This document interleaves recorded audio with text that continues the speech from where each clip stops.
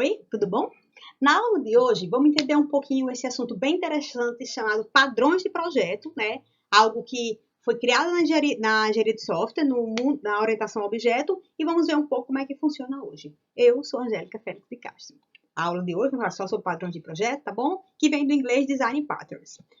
Usar orientação a objeto está bem comum, né? Pois esse paradigma permite agregar qualidades importantes aos sistemas desenvolvidos usando suas vantagens, como extensibilidade e reusabilidade. Uma coisa que os projetistas avançados sabem que não deve fazer é resolver cada problema a partir do zero. Ou seja, já tem muita coisa pronta, muito problema similar ao que você tem agora. Então, o ideal é você pegar a solução desses problemas que alguém já solucionou e tentar adaptar para o seu problema. Então, como diz, nada se cria, nada se perde, tudo se transforma, não é?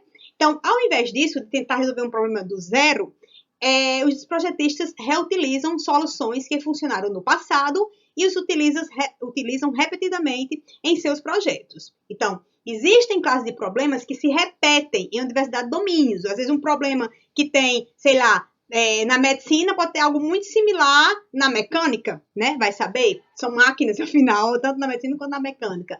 Então, consequentemente, algumas soluções se repetem, tá? Algumas soluções se repetem. Então, padrões de projeto descrevem problemas recorrentes no projeto de sistemas e sua solução em termos de interfaces e objetos. Então, os padrões de projetos têm um nome, tem um problema, a solução, as consequências, né? Então, é a técnica de você reusar projetos e arquiteturas de sucesso, ou seja, técnicas comprovadas, né, em forma de catálogo, no formato consistente e acessível para os demais projetistas.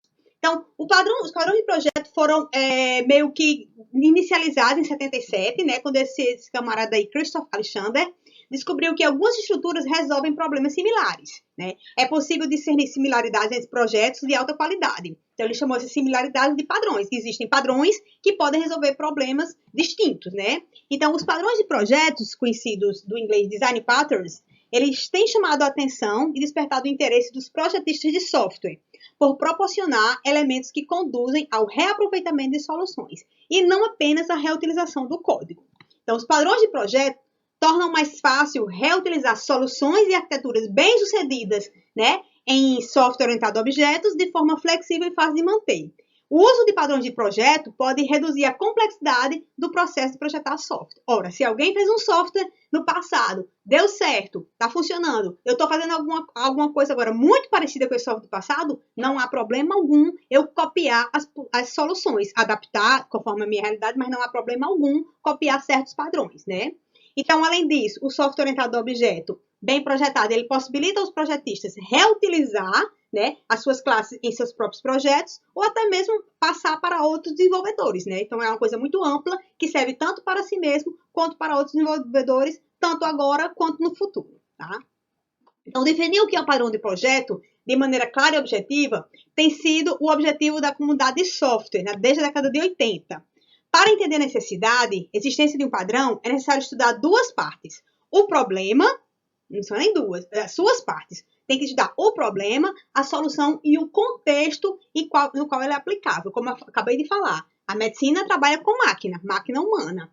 A engenharia mecânica trabalha com máquina, seja um carro, seja um caminhão, seja lá o que for. Então, você pode ter até o mesmo padrão de projeto para solucionar as máquinas diferentes, mas aí se identifica qual é o problema nos dois mundos, né? Qual a solução e, claramente, qual é o contexto que ele se aplica. A maneira como você vai lidar com uma pessoa é diferente como você vai lidar com um caminhão, por exemplo. Mas a solução pode ser muito similar, né? Nunca se sabe. Cada padrão descreve um problema que se repete várias vezes em um determinado meio. E, em seguida, descreve o âmago da sua solução, de modo que essa solução pode ser usada milhares e milhares de vezes. Dessa forma, resumidamente, pode-se entender como padrão de projeto como sendo a solução recorrente para um problema em um contexto, mesmo que em projetos e áreas distintas, como eu acabei de falar, né? Dois mundos, mas de repente a solução pode ser aplicada a esses dois mundos de forma que você adapta apenas o contexto, né? Então, os padrões de projetos beneficiam os desenvolvedores de um sistema. Eles ajudam a construir um software confiável, né? Com arquiteturas já testadas, né? E acumuladas para a indústria. Promove a reutilização de projetos em futuros sistemas. Ajuda a identificar equívocos comuns e armadilhas que ocorrem na construção de sistemas. Estabelece um vocabulário comum de projeto entre os desenvolvedores. Encurta a fase de projeto no processo de desenvolvimento de um software. né? Então, assim, tem muitos benefícios você saber usar os padrões de projeto ao seu favor. Os padrões de projeto podem ser identificados quanto ao escopo, né? Classes, os padrões tratam do relacionamento entre classes e subclasses, e objetos, os padrões tratam dos relacionamentos entre os objetos, e também pode ser classificado quanto ao propósito. Eles podem ser criacionais, estruturais ou comportamentais. Os padrões criacionais, eles tratam da melhor maneira como instanciar objetos, né? É a classe criadora, como começar tudo. Então, existem padrões para você criar objetos, sim. Os padrões estruturais descrevem como classes e objetos podem ser combinados para formar grandes estruturas. Então, existem padrões, se você precisar disso, né? Se você quiser interagir classe com objetos, existem padrões estruturais que vão lhe ajudar a fazer esse tipo de processamento.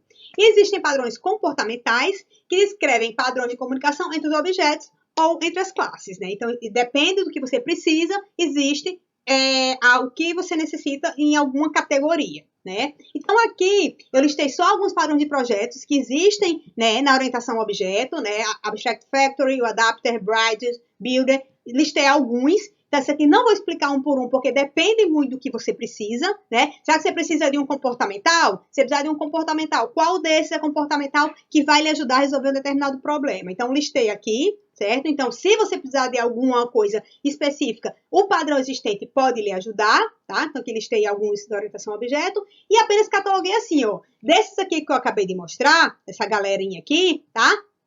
Que alguns são criacionais, é o Abstract Factory, o Factory Method, o Singleton, Builder, Prototype, né? Os estruturais é o Proxy, o Adapter, Facade, Decorator, Bright, Composite, Fly, Height, tá? E os comportamentais, estratégia, esse povo todo. Então, é isso que eu estou dizendo. Dependendo do que você precise, você precisa de um padrão comportamental? Precisa. Então, pode ser que um desses que estejam aqui ajude a resolver seu problema. Porque alguém já resolveu antes, funcionou e está aí disponível para você usar caso você necessite, tá?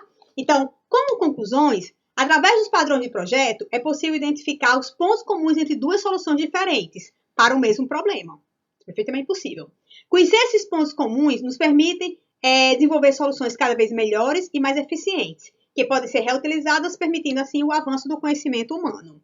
Os padrões possibilitam, através de uma linguagem clara e concisa, que os projetistas experientes transfiram o seu conhecimento aos mais novos, em alto nível de abstração, e assim facilita o meio de reaproveitamento do código. Então, o padrão de projeto não é só reaproveitamento de código, tá, pessoal? É reaproveitamento de solução. Alguém solucionou isso em 1980 e eu estou no ano que eu estou hoje, eu posso usar a mesma solução que foi usada em 80. É reaproveitamento de solução de algo que já funcionou, tá? Então, nesse momento eu fico por aqui e conto com você na próxima aula. Tchau!